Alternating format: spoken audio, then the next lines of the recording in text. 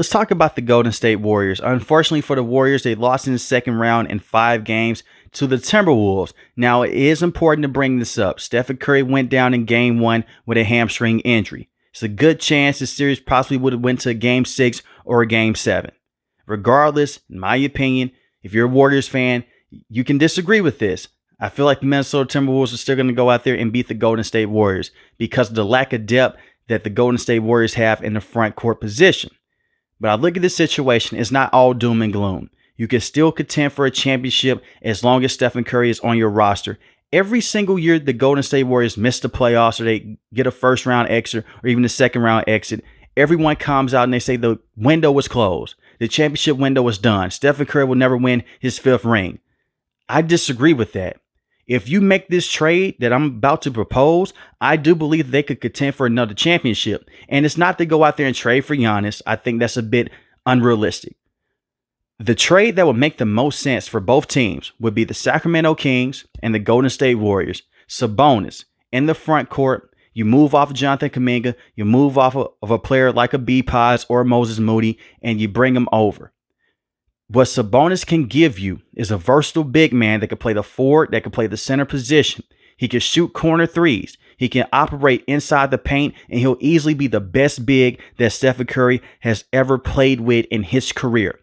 And he can set screens. He can take a lot of pressure off of Stephen Curry and Jimmy Butler. You can run offensive sets through him. We've never seen Steve Kerr go out there and run an offensive set through a big man, but you can do that with Sabonis because his offensive game is so versatile. And he's a very good passer. For a big man, he can get Stephen Curry involved. And it takes that pressure off of Draymond Green as being the only consistent playmaker besides Stephen Curry and Jimmy Butler. What really hurt the Golden State Warriors against the Timberwolves was this. Julius Randle is constantly getting to the paint over and over again. He's killing them from the mid-range shot. He's killing them from the deep threes inside the corner. The same with Naz Reid. And Rudy Gobert is doing his thing inside the paint as a defensive big. He was also coming away with some offensive buckets because they were running that zone. The only reason why they were running that zone, the perimeter defense was not the best. They couldn't go out there and they couldn't stop Anthony Edwards from 3. And on top of that, they didn't have a big man that'll scare them away from throwing those lob passes. You can get that in Sabonis. So that's the trade I'm looking at right now for the Golden State Warriors. In the perfect world, Jonathan Kuminga would have played against the Houston Rockets. He would have been a superstar by now. But I'm done with the Jonathan Kuminga and Steve Kerr situation here. We've seen this throughout the regular season. Steve Kerr, he'll go out there, he'll play Jonathan Kuminga 25 to 30 minutes one night. The next night, he doesn't play him. We saw this against the Houston Rockets. It was some points of times out there the same with B-Paz. He just didn't play those players because he wants to win a championship right now. And they're in this interesting situation to where they're trying to develop these young players and also they're trying to contend for a championship. But these young players don't have that championship pedigree just yet. It takes time to get them in that situation. And while it takes time for them to get going, Stephen Curry is getting older. The same with Draymond Green, the same with Jimmy Butler. They've tried to develop those young players like James Wiseman, like Jordan Poole, and it didn't work out. Now with Jordan Poole, that's a different situation. And trust me, later in this video, I'll talk about the Jordan Poole situation with Draymond Green. And even the Golden State Warriors front office, they understood this. At the trade deadline, they were trying to go around the league and they were making calls to anyone with an all-star. They're saying, hey, who wants to trade one of their best players? We need help on the offensive end. We need more perimeter shooting that's consistent. Buddy Hield may give us 30 points one night, but it's not consistent, like how he did against the Houston Rockets in Game 7, had 33 points. Then when you look at Buddy Hield, the next night he may shoot 0 for 4 and have 5 turnovers. They pull him out the game with only 16 minutes played. He just doesn't have high basketball IQ to get you to that next level.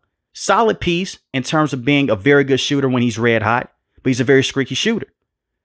We've seen this with Buddy Hield throughout his entire career with the Sacramento Kings, with the Pelicans. We've seen this before. So I look at Buddy Hield, very good three-point shooter, just not consistent enough. That's why they went to the trade deadline and they proposed a trade to bring back Kevin Durant. But Kevin Durant said, hell no, I'm not coming back to the Golden State Warriors. I'm done with that. They called about Paul George. They tried to bring Paul George in during the offseason. It didn't work out. He went to the 76ers. So they go with Jimmy Butler. It's important to bring this up. Jimmy Butler did not want to go to the Golden State Warriors. at first. He wanted to go to the Phoenix Suns. That was his ideal spot. He said that many a times behind the scenes. He settled for the Golden State Warriors. They offered him his money, and he went to a championship environment. Let's not forget how Jimmy Butler acted with the Miami Heat. And this brings in this situation. The reason why they need to go all in this offseason. You wrapped up Jimmy Butler for the next couple of years. You gave him that contract extension. Jimmy Butler is not going to be the main reason to why you win a championship. We got to see this against the Timberwolves. They won 0 games when Stephen Curry was out. Jimmy Butler is not a true number 1 option on a championship contending team. You may get to the NBA Finals with him in the Eastern Conference, but you're not going to win a championship. I've seen him play with the Miami Heat throughout his entire career. That situation was different. That's a weaker conference. And he was spectacular against the Boston Celtics and the same against the Milwaukee Bucks. But the outside pieces stepped up. Gabe Vincent would have his moments. Caleb Martin would have his moments. And the same with Tyler Hero. With the Golden State Warriors, they're so inconsistent. They didn't have those moments. And it's really unfair to say, well, Jimmy Butler in the playoff Jimmy is dead. That's not the case. Let's not overreact here. Jimmy Butler did have a big time game.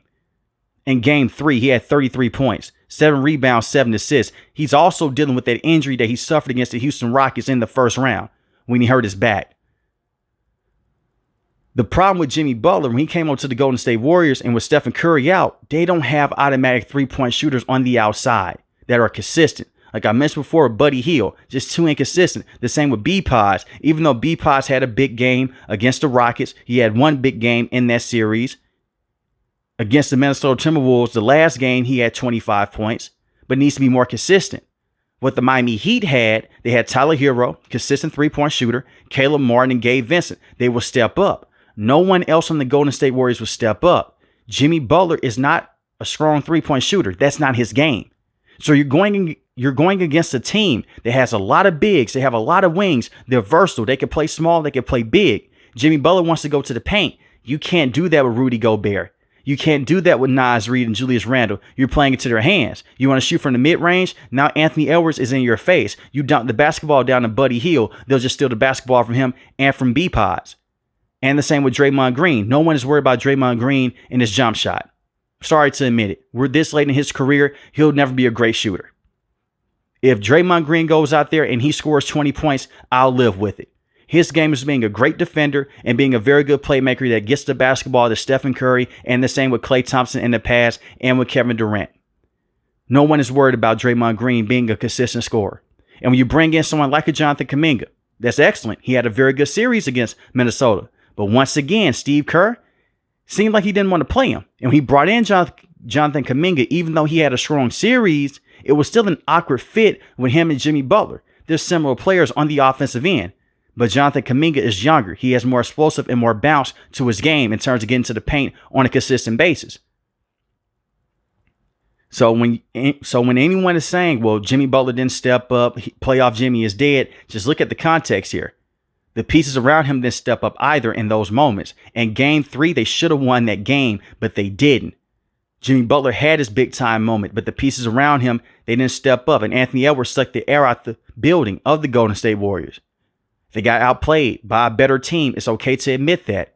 But bringing over Sabonis would definitely help out a lot of things. Stephen Curry will still be the number 1 option on the offensive end. It will always be that way. He's an all-time great. He's the greatest shooter of all time. But having Sabonis, he can average 25 points a game, going to the rim, getting those rebounds, coming up with and one opportunities. Very good passer. Jimmy Butler becomes your number 3 option on the offensive end. And now Draymond Green can still set those screens. You have a rolling big. Stephen Curry can roll around those screens as well. And you can have Jimmy Butler in the dunker spot. That's why I love that trade. And you can still keep on Kevon Looney. Keep that contract around and keep him around as well. And have a 2-big lineup with Kevon Looney and the same with Sabonis.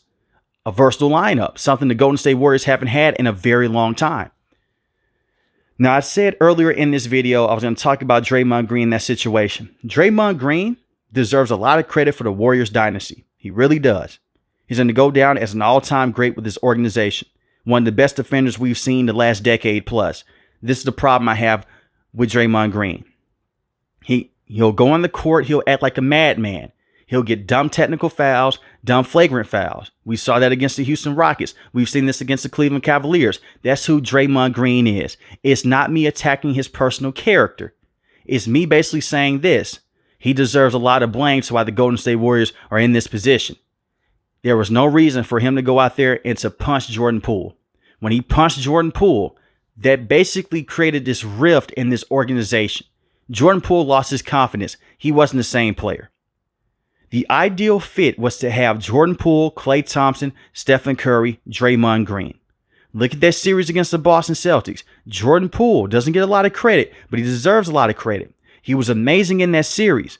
When Stephen Curry had some off moments, and Stephen Curry was amazing in that series. When Stephen Curry needed a breather, who do you bring in? Jordan Poole. When Klay Thompson wasn't the same player some nights, who was Mr. Consistent? Jordan Poole. Who came in and gave you that good production? He did. Out of all the young players with James Wiseman, Podziemski, Jonathan Kuminga, Moses Moody, Jordan Poole was the one that stood out the most. And right now, he's the number one option for the Wizards. And I'm not saying that he was going to go out there, he was going to be the next Stephen Curry. He was going to be the next Klay Thompson. But he gave you something. He gave you an energy off the bench in the same in the starting lineup. In the Golden State Warriors, you chose Draymond Green over him. Instead of disciplining Draymond Green and telling him, hey, man, you just can't go out there and start punching people. You rewarded him with a contract extension. And Jordan Poole was pushed to the wayside. You traded him to the Wizards for Chris Paul of all players. CP3. Mr. I'm always injured in the playoffs. That's who you traded him for. And I blame majority of that on Draymond Green. James Wiseman never worked out. He's bounced around the NBA. He's a bust. They selected him high in the first round. But a lot of it is on Draymond Green, the reason why they're in the situation. The same with the Kevin Durant issue.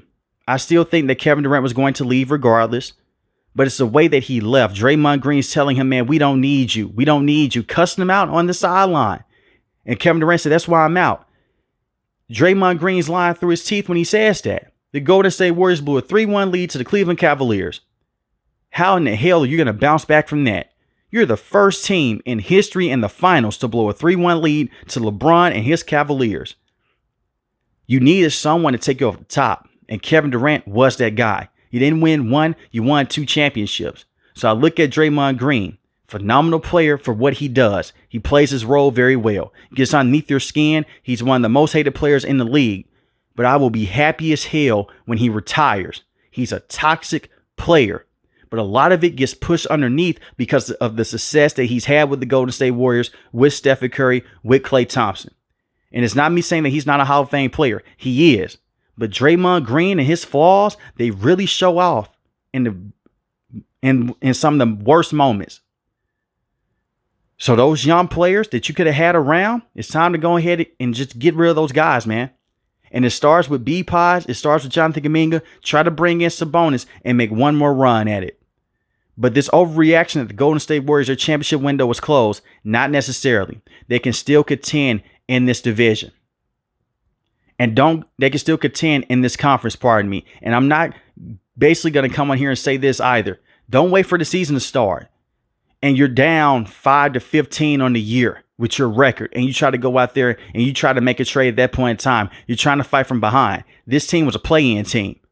If you were a top 5 seed, you wouldn't have been in this situation. If you would have made a trade sooner in the season instead of waiting at the trade deadline and playing from behind, you maybe wouldn't have to face the Houston Rockets in the first round. Then you ran to the Minnesota Timberwolves. You would have possibly had home field advantage, but that was not the case.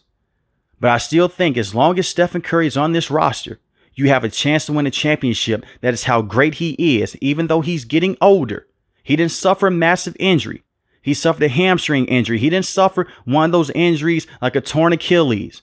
He'll be back. And he is 37 years old. That's why it's special. And that's why it's smart to go out there and try to win with this window that you have. It's a small window that you have right now. Because when Stephen Curry does retire, who knows when the Golden State Warriors will get a chance to go to the championship game every single year. But as long as you have him on his roster and he's able to give you those 3-point shots on a consistent basis, you're going to be fine. But let me know in the comment section below, how do you feel about the Golden State Warriors and what should they do in the future? If you're new to the channel, hit the subscribe button. If you like the video, hit the like button. Most importantly, when each and every last one of you guys stay safe, Stay positive. Thanks for the video, guys. God bless. Peace.